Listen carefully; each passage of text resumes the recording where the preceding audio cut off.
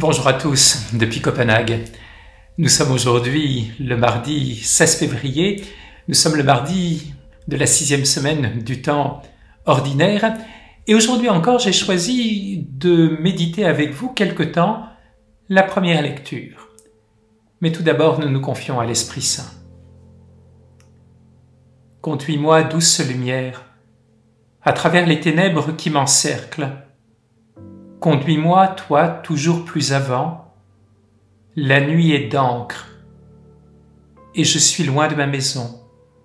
Conduis-moi, toi, toujours plus avant. Garde mes pas. Je ne demande pas à voir déjà ce qu'on voit là-bas. Un seul pas à la fois. C'est bien assez pour moi. Je n'ai pas toujours été ainsi, et je n'ai pas toujours prié pour que tu m'en conduises, toi, toujours plus avant. Lecture du livre de la Genèse.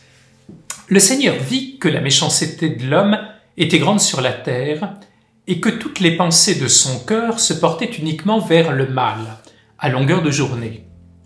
Le Seigneur se repentit d'avoir fait l'homme sur la terre, il s'irrita en son cœur et dit « Je vais effacer de la surface du sol les hommes que j'ai créés. Et non seulement les hommes, mais aussi les bestiaux, les bestioles et les oiseaux du ciel, car je me repens de les avoir faits. » Mais Noé trouva grâce aux yeux du Seigneur. Le Seigneur dit à Noé, « Entre dans l'arche, toi et toute ta famille, car j'ai vu qu'au sein de cette génération, devant moi tu es juste, et tous les animaux purs, tu prendras 7 mâles et 7 femelles. Des animaux qui ne sont pas purs, tu en prendras 2, un mâle et une femelle, et de même des oiseaux du ciel. 7 mâles et 7 femelles, pour que leur race continue à vivre, à la surface de la terre. Encore 7 jours en effet, et je vais faire tomber la pluie sur la terre. Pendant 40 jours et 40 nuits, j'effacerai de la surface du sol tous les êtres que j'ai faits. Noé fit tout ce que le Seigneur lui avait ordonné. 7 jours plus tard, les eaux du déluge étaient sur la terre. Alors nous connaissons bien toute l'épopée qui est l'épopée de Noé et qui est finalement l'événement le plus important que nous ayons après la création et le péché originel. Que veut nous dire ce cycle de Noé? Il veut nous parler de la justice de Dieu. Dieu est profondément bon, il est profondément miséricordieux, mais il ne peut pas tolérer la méchanceté de l'homme. Et d'autre part, dans ce récit, nous verrons que sa bonté est capable de récompenser toute la fidélité de Noé.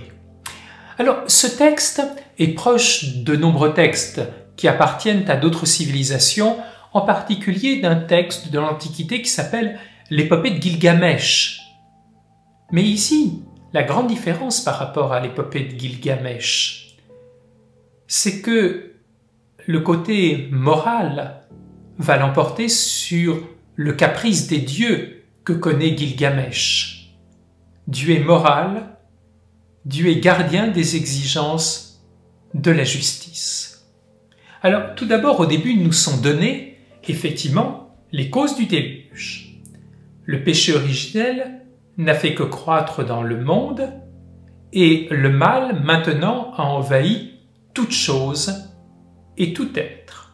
L'homme a fait un très mauvais usage de sa liberté, et dans sa miséricorde, le Seigneur va limiter la prolifération du péché.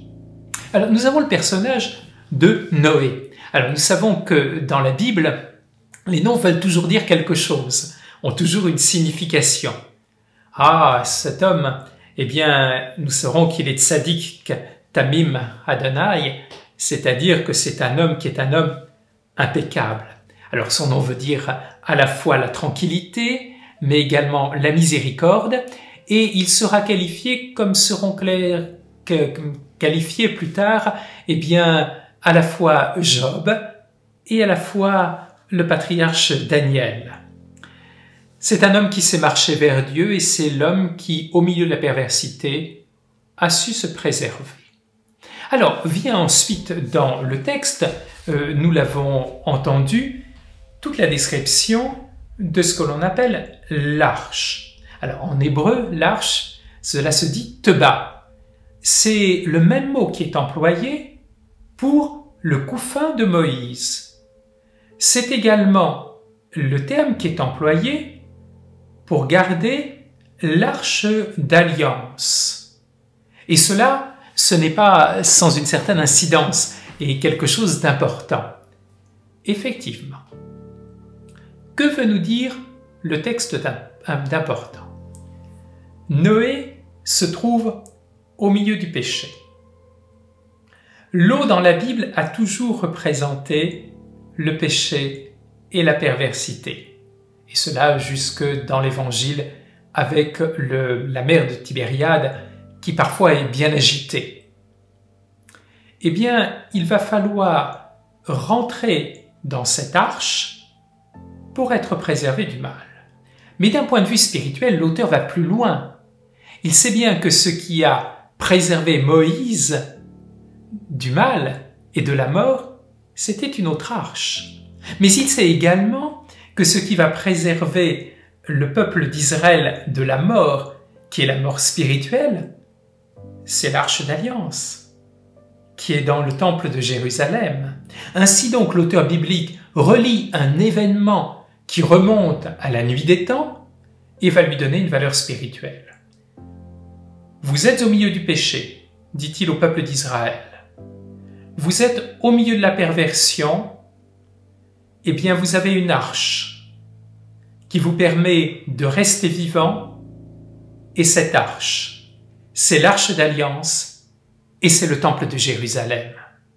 Et c'est comme cela que nous comprenons tout ce qui nous est dit à propos des animaux. À ce moment-là, l'homme est encore végétarien. À quoi servent tous ces animaux? Certes à se reproduire, mais alors pourquoi faut-il prendre plus d'animaux qui sont des animaux purs? Parce que pour l'auteur biblique, il s'agit d'avoir en quantité des animaux qui vont servir à offrir au Seigneur des sacrifices pour rentrer en grâce. Et ce sont les sacrifices qui, offerts dans le temple, vont permettre d'avoir la vie et de pouvoir profondément résister au péché. Alors nous comprenons toute la valeur spirituelle que cela a pour nous. Car nous savons que désormais, eh bien, ce n'est pas dans l'arche de Noé que nous devons nous réfugier, ni dans le temple de Jérusalem, mais dans le véritable temple, qui est l'Église du Seigneur. Oh oui, il y a bien des commandements, une arche d'alliance qui est donnée et qui maintenant, par notre baptême, est gravée au fond de notre cœur. Et nous avons beau être au milieu parfois d'un monde qui est un monde marqué par le péché, la perversion, nous savons que si nous sommes fidèles au commandement du Seigneur, si nous restons dans cette arche qu'est l'Église, eh bien le mal aura beau proliférer sur la terre, nous resterons en vie parce que le Seigneur nous gardera. Alors nous avons entendu à la fin du texte, eh bien qu'il va à ce moment-là pleuvoir. Il va pleuvoir pendant 42 jours, qui vont être un temps dans lequel le Seigneur va préserver son peuple. Le peuple qui est dans l'arche d'alliance et tuer le mal. Demain nous rentrerons en carême, nous rentrerons nous aussi dans un temps qui est un temps de 40 jours. Le Seigneur va nous préserver, il va détruire le mal autour de nous, et nous savons qu'après ce temps de carême, eh bien nous aurons à fêter un monde nouveau, une recréation par le Christ, et d'une certaine façon, nous revivrons avec beaucoup plus d'intensité l'alliance noachique. Alors je vous souhaite une très bonne et une très sainte journée, et que le Seigneur vous bénisse.